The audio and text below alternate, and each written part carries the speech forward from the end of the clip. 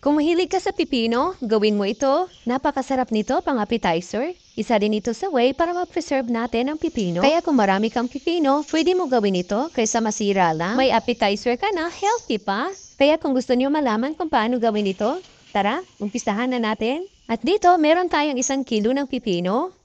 Nahugasan ko na pong mabuti itong ating mga pipino. I-slice lang po natin ito ng manipis. Ganito po kanipis. Mura lang kasi ang pipino ngayon dito. 10 pesos lang ang per kilo.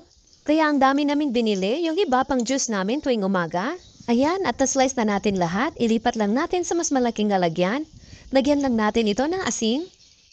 Lamasin lang natin itong mabuti para malagyan lahat ng asin. Mga kakusina, ano bang recipe ang nagawa nyo dito sa pipino na talagang nasarapan kayo? Ang dami din kasing recipe na magagawa natin dito sa pipino. At hayaan lang natin itong nakababad sa asin ng 30 minutes. After 30 minutes, hugasan lang natin ito ng 2 beses. At pagkatapos natin itong hugasan, pigaan lang natin.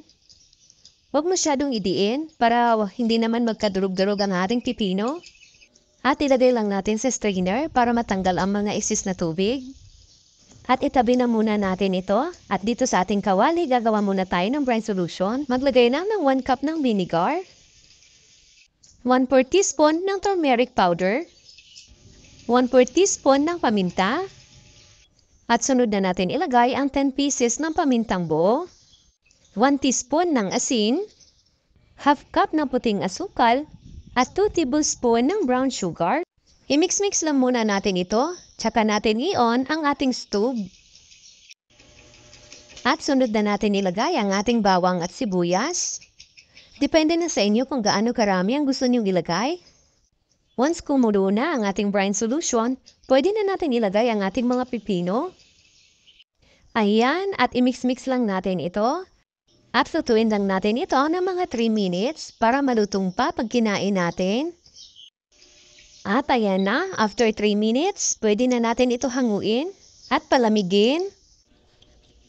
At ayan na, may masarap na tayong atsarang pipino. Ang pipino ay pwede rin gawing cake. Gagawa tayo ng cake sa susunod nating video. Takpan lang natin at ilagay lang natin ito sa ref ng overnight. Masarap na ito kainin bukas. Muntik ko nang makalimutan, ito na lang ang natira. Napakasarap kasi, malutong. Kaya subukan nyo na rin gumawa nitong ating atsarang pipino. Maraming salamat hanggang sa susunod po.